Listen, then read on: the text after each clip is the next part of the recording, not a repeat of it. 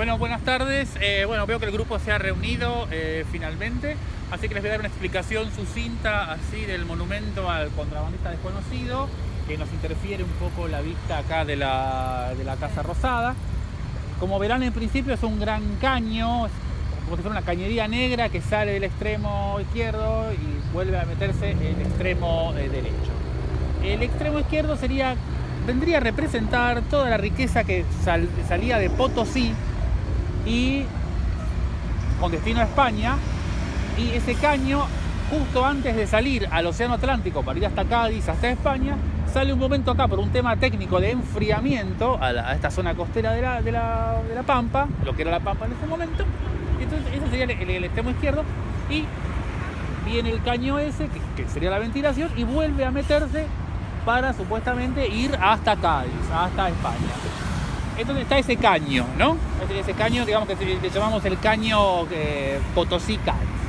Ahora bien, verán que hay un caño que sale del centro del caño principal, que es un caño que es una junta un poco precaria, parece como estos arreglos que hace un plomero no muy fiable, y bueno, ese arreglo sale otro caño y ese caño va a la torre, ¿ven? La torre esa que se parece un poco a la torre de Alexanderplatz. Bueno.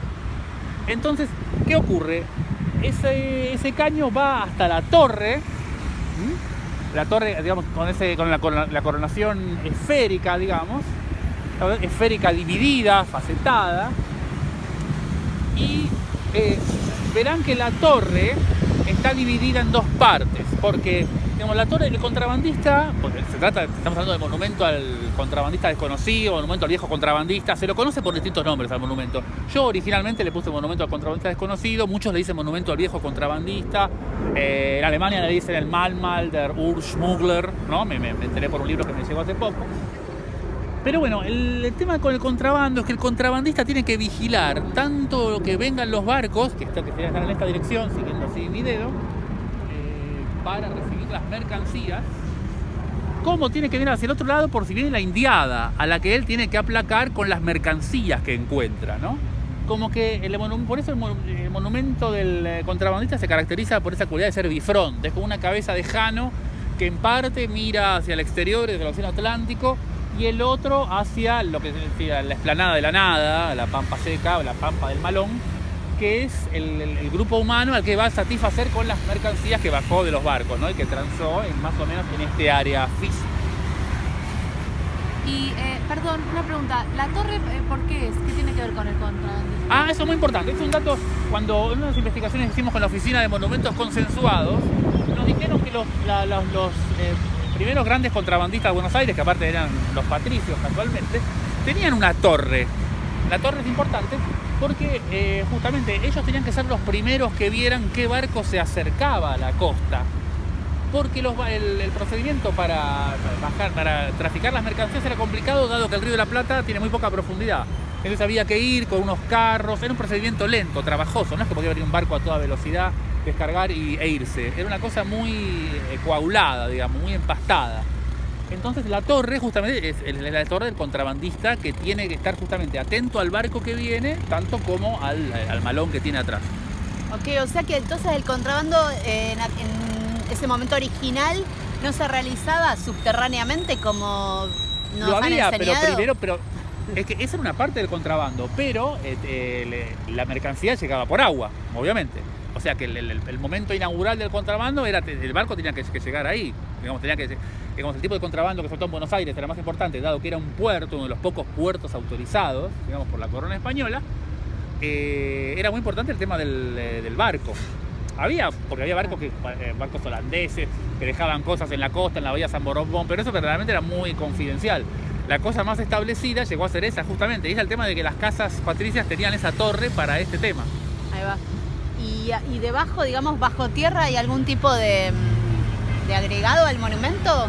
Bueno, como ven, de la torre tiene esa especie de regaderas donde están todos, digamos, a veces llamémosle pequeño parque natural, donde hay como ceibos y palos borrachos y flora autóctona, porque es la manera de decir que el contrabandista creó biotopos. Creó un biotopos en medio de la Pampa que justamente antes de la llegada del hombre blanco europeo era básicamente una especie de desierto arenoso con cortaderas, no había árboles, no había nada.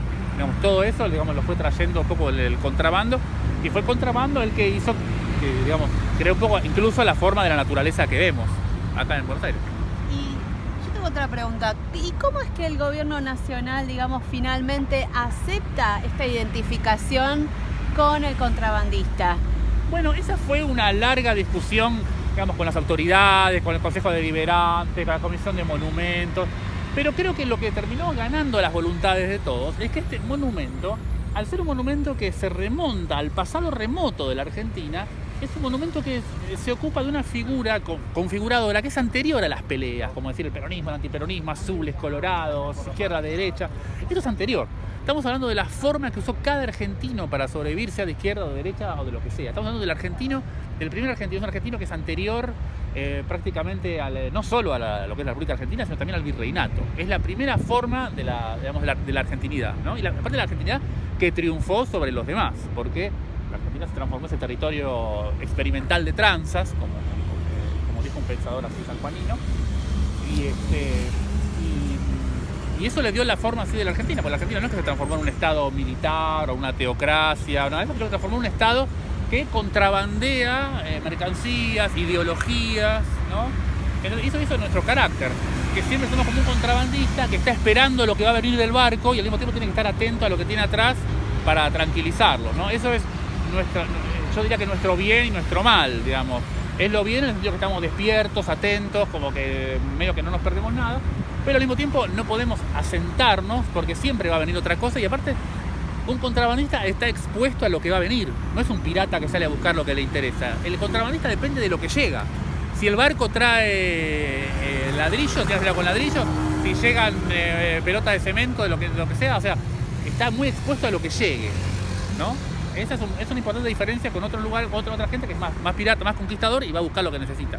Una pregunta, yo había escuchado, creo que lo leí en un libro de historia, que hay un monumento a la supervivencia nacional o algo así.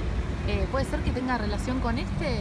Pero yo digo que este es el monumento de la supervivencia nacional. Es otro de los nombres del monumento. Eso. Ok. Y es por eso, porque es lo que llega. Es que claro, el contrabando hizo la supervivencia de la Argentina cuando no le importaba a nadie. O sea, es otro de los nombres que tiene el monumento, porque es el monumento a nuestra forma de supervivencia autóctona. Es lo que nos defendió porque no les importaba ni España, ni Inglaterra, ni nadie. Éramos la nada misma.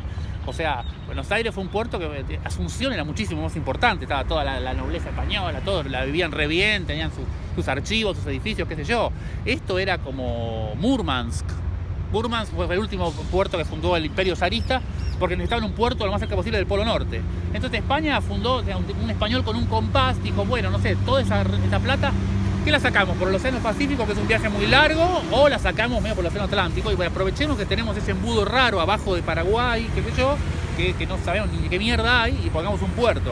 ¿No? O sea, porque en sí, como en términos de condiciones de puerto, sabemos que no es bueno como puerto, digamos, ¿no? Porque el agua es poco profunda. Bahía Blanca, un pensamiento más moderno, hubiera puesto la capital en Bahía Blanca, más al sur, donde el agua es más profunda, el calado de lo que se puede utilizar es mucho mayor y hubiera sido un puerto mucho más funcional.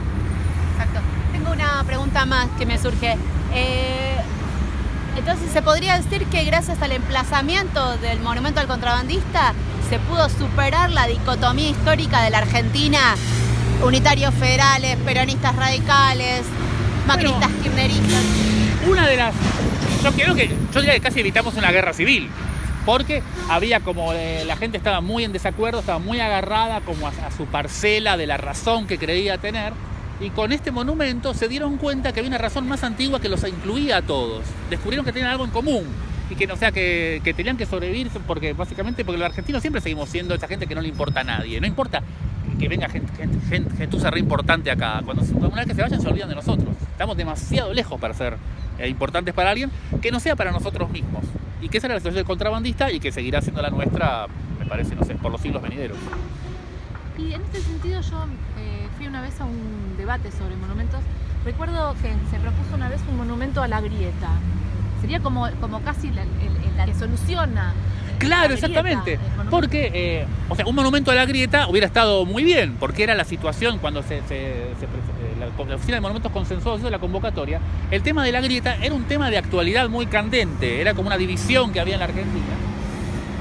Pero la prerrogativa de este monumento es que contemplaba, incluía ese problema, incluía que hay una grieta a cerrar y una grieta se cierra con un compromiso identitario, con un refresco de pantalla, una reactivación de las condiciones de configuración original, ¿no? O sea que sí, hay como una grieta, porque por ahí justamente es la grieta entre los que están más cerca del puerto y los que están en la zona interior, pero todos forman parte de esa negociación, porque justamente, no sé cuánto tiempo tenemos, pero para decirlo brevemente, una de las cosas que disparó el monumento del contrabandista es que cuando fueron las invasiones inglesas, las tribus que estaban siempre en pelea con el virreinato ofrecieron su ayuda para ayudarlos a defenderlo de los ingleses. Y lo interesante de esto es que uno dice, ¿por qué los indios iban a molestarse en ponerse a defender el virreinato? O sea, que no eran enemigos a muerte, ya dependían de eso.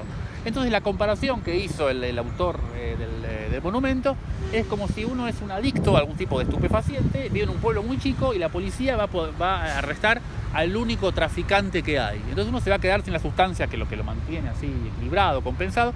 En el caso de los indios era la yerba, el alcohol, los tejidos, unas cosas no sé, el indio se había acostumbrado a depender del papel, porque el cacique tenía sus lenguaraces que llevaban cosas. O sea, no nos damos cuenta hasta qué punto el indio adoptó casi demasiadas cosas de la civilización colonial y se había vuelto adicto a ella. Ya no podía renunciar a eso. No podía decir, bueno, que se maten ellos y yo después me quedo con todo. No podían especular con eso. Y por eso el contrabandista se transformó en la regla de sí mismo y de los demás.